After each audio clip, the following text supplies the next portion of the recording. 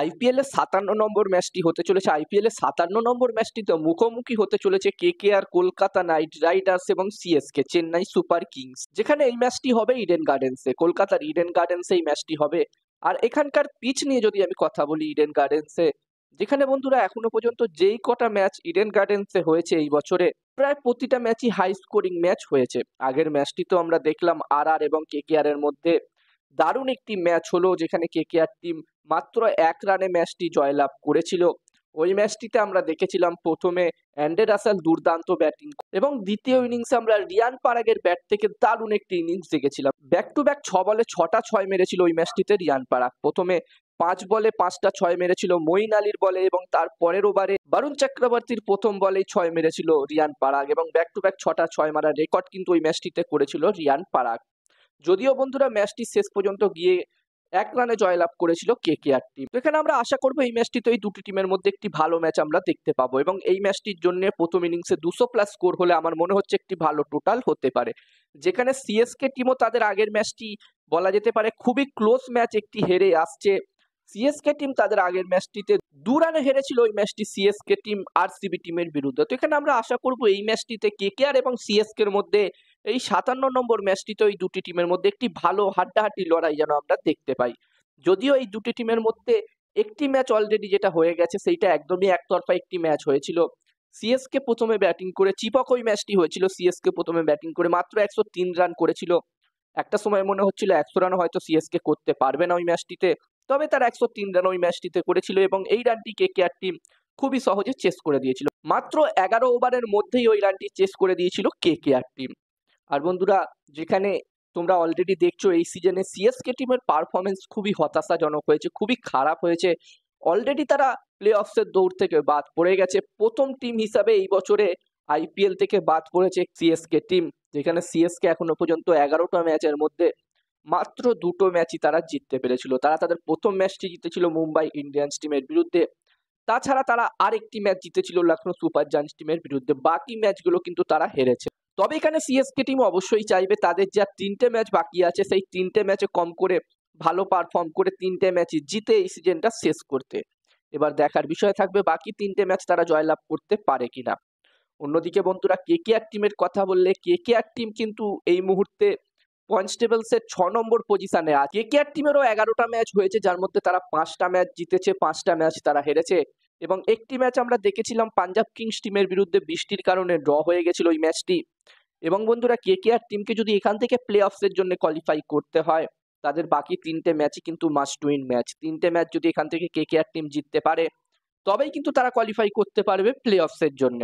তো এখানে KKR team চাইবে বাকি ম্যাচগুলো অবশ্যই জিততে এবং ব্যাক টু ব্যাক ২টো ম্যাচ জিতেও কিন্তু এই ম্যাচটি খেলতে আসছে কেকেআর টিম।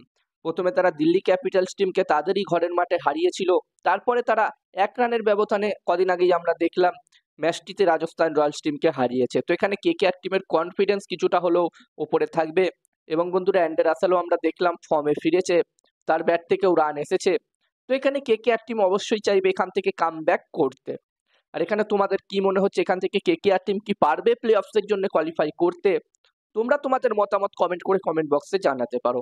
আর এই দুটি টিমের মধ্যে যদি আমি ব্যাটিং বোলিং কম্পেয়ার করি, তো বন্ধুরা, যেখানে ব্যাটিং এর দিক দিয়ে দেখতে গেলে এখানে কেকেআর কিন্তু অনেকটাই এগিয়ে আছে। কেকেআর টিমের কাছে খুবই ভালো ভালো ব্যাটসম্যান আছে এবং বলা যেতে পারে কেকেআর টিমের কাছে ১ থেকে ৮ পর্যন্ত, ১ থেকে ৯ পর্যন্ত কেকেআর টিমের কাছে কিন্তু ব্যাটসম্যান আছে, ভালো ভালো ব্যাটসম্যান আছে।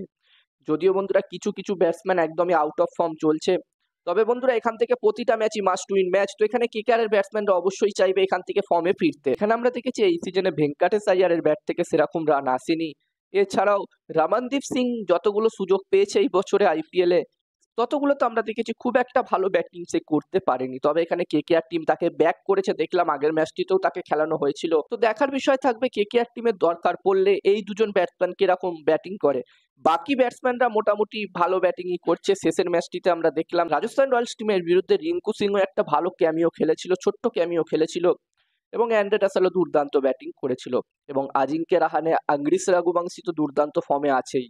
আর অন্যদিকে বন্ধুরা, যদি আমি সিএসকে এর ব্যাটিং লাইন আপের কথা বলি, তো বন্ধুরা সিএসকে এর ব্যাটিং লাইন আপ এই বছরে আমরা দেখছি প্রচুর চেঞ্জ করা হচ্ছে, প্রচুর পরিবর্তন করা হচ্ছে।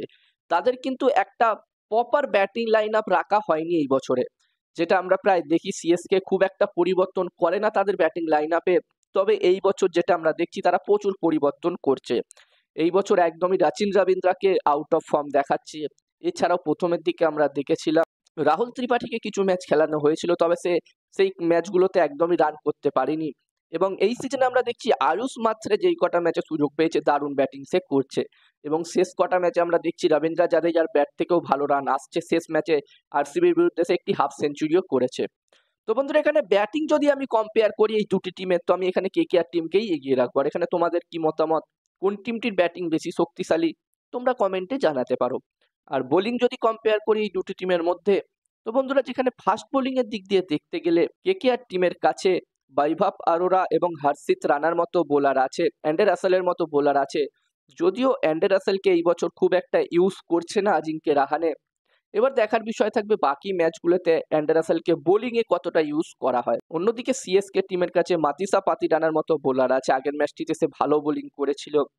এবং এই দুটি টিমের স্পিনের কথা বললে, স্পিন ডিপার্টমেন্টের কথা বললে, যেখানে কেকেআর টিমের কাছে সুনীল নারায়ণ, বরুণ চক্রবর্তীর মতো খুবই ভালো স্পিন বোলার আছে। অন্যদিকে সিএসকে টিমের কাছে নূর আহমেদ এবং রবীন্দ্র জাদেজার মতো স্পিন বোলার আছে। ওভারঅল বোলিং কম্পেয়ার করলে এই দুটি টিমকে আমি সমান সমানেই রাখবো। তবে এখানে স্পিনের দিক দিয়ে দেখতে গেলে কেকেআর টিম এগিয়ে থাকবে। কেকেআর টিমের কাছে সুনীল নারায়ণ এবং বরুণ চক্রবর্তীর মতো খুবই ভালো স্পিন বোলার কিন্তু আছে। আর এখানে তোমাদের কি মতামত, টিমটির ব্যাটিং বেশি শক্তিশালী, কোন টিমটির বোলিং বেশি শক্তিশালী, অবশ্যই কমেন্টে তোমরা জানাতে পারো। আর এই ম্যাচটিতে আমি এগিয়ে রাখতে চলেছি কেকেআর টিমকে। আর তোমরা যদি সরাসরি এই ম্যাচটির ম্যাচ রিপোর্ট আমার থেকে জানতে চাও, এই মুহূর্তে তোমরা স্ক্রিনে যেই হোয়াটসঅ্যাপ নাম্বারটা দেখতে পাচ্ছ সেই হোয়াটসঅ্যাপ নাম্বারে তোমরা মেসেজ করতে পারো। এটা আমার হোয়াটসঅ্যাপ নাম্বার, তোমরা চাইলে সরাসরি আমাকে আমার হোয়াটসঅ্যাপ নাম্বারে মেসেজ করতে পারো। এবং এই ম্যাচটিতে আমি কেকেআর টিমকে এগিয়ে রাখবো। আমার মনে হচ্ছে এই ম্যাচটিতে কেকেআর টিমেরই পাল্লা ভারী থাকবে। আর এখানে তোমাদের কি মতামত, এই ম্যাচটিতে কোন টিম জয়লাভ করতে পারে, কেকেআর নাকি সিএসকে? অবশ্যই তোমরাও নিজেদের মতামত কমেন্ট করে কমেন্ট বক্সে জানাতে পারো। আর এই ভিডিওটা ভালো লাগলো অবশ্যই একটা লাইক